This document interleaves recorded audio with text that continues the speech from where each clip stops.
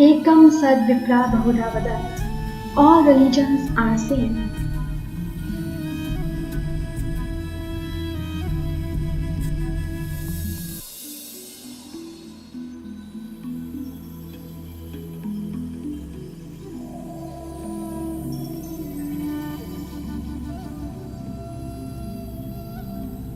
Hinduism has been described as henotheistic religion as opposed to monotheistic religion.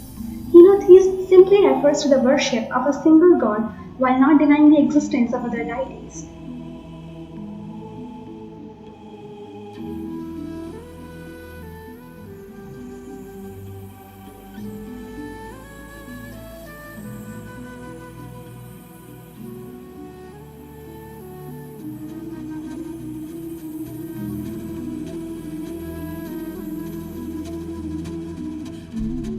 The concept of Ishtadev doesn't mean forsaking the existence of other gods, but to have a specific relationship with a particular deity, for instance Lord Krishna or Lord Hanuman, just like the concept of henotheism. However, there are significant differences as well.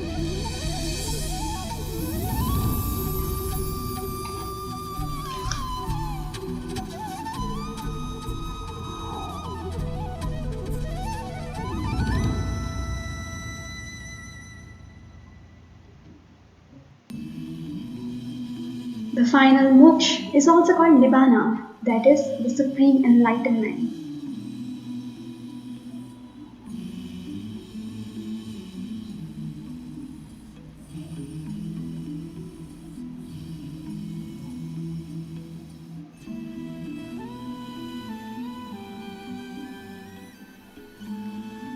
It was through discussions and debates, manuscripts, and the accounts of Chinese pilgrims like Faxian and Xuanzang that we get vivid descriptions of Buddhism.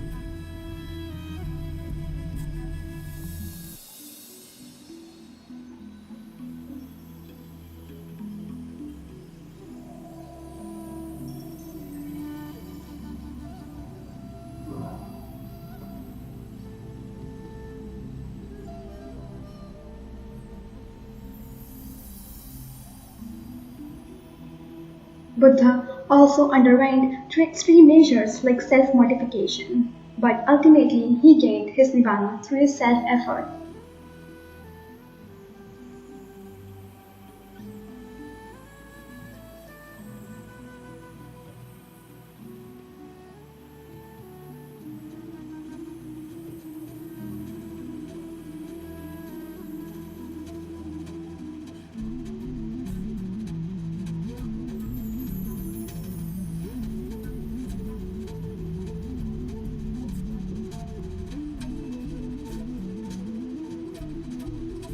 Archaeological sources also include temples for both the faiths.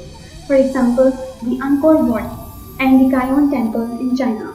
Stupas at Sachi and Amravati are also some of the significant examples.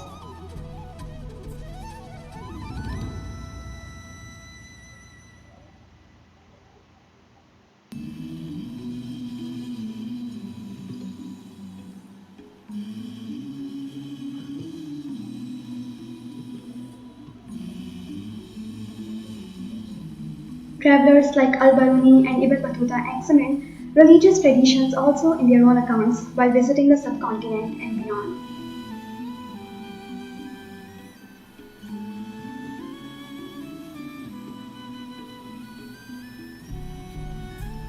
The source mentioned here refers Buddha as Shakyamuni too. According to traditions, Siddhartha Gautama was the son of the chief of Shakya clan, so there is quite a crucial connection between both of them.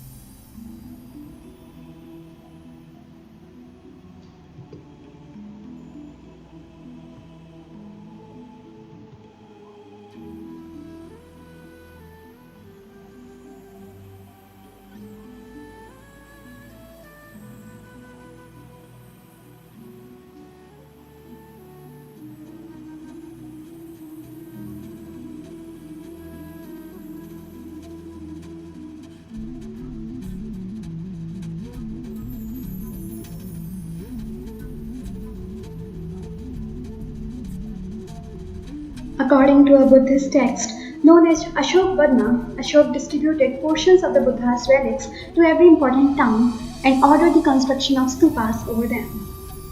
The relics include Rudraksh and Tilak too.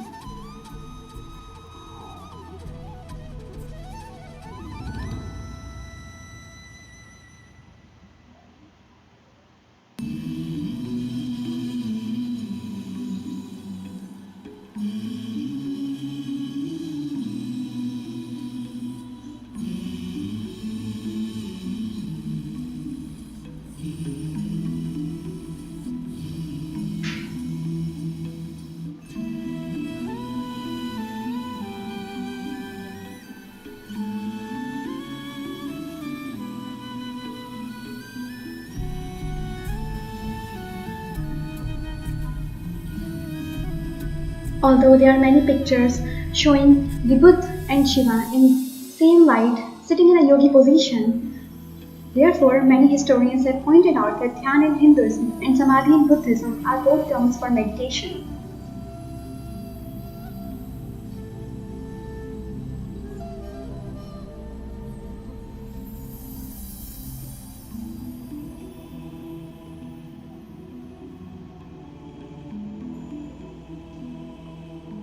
Apart from the teachings, one main difference that we have observed is that Buddha tried to convince people through reason and persuasion rather than through displays of supernatural power in Hinduist mythologies.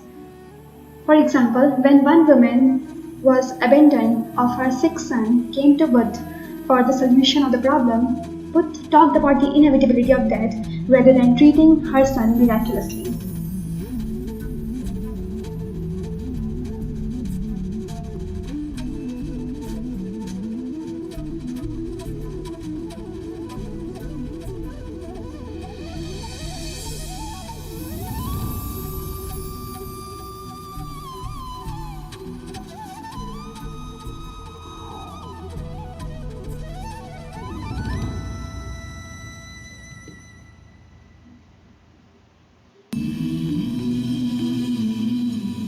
In the second paragraph, we can see that Buddha says in the Ganitya Third, he, Kshatriya, is superior, Brahman inferior, which is a deviation from the Brahmanical norms which describe Brahmins to be at the top of the caste system in the hierarchy. But in the case of this extract, Kshatriya is described as superior.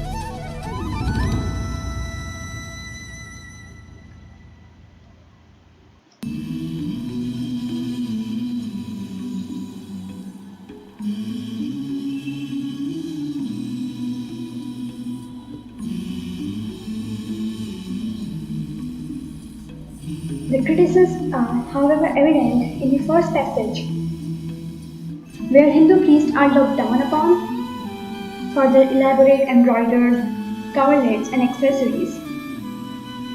Also, Buddha is saying to Brahmins in the Kanki Sat, O Vasisht, those priests who know the scriptures are just like a line of blind men, tied together where the first sees nothing, the middleman nothing, and the last sees nothing. It is clearly evident here that some of the scriptures show the relationship between them in such a poor light that they are not even respecting the religious traditions of others.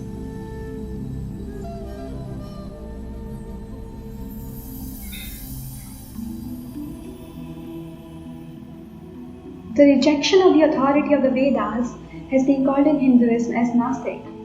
Again, deviations from grammatical norms.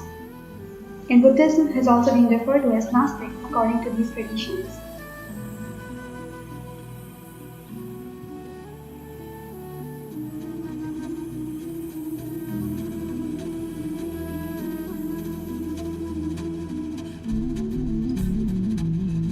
Over the years, humans have constantly tried to develop their ideal selves in accordance with their religious teachings. It is equally imperative to understand that we sometimes need to develop basic ideas about the harmonious coexistence of all of them. So in the end, I thank you for your patience and support.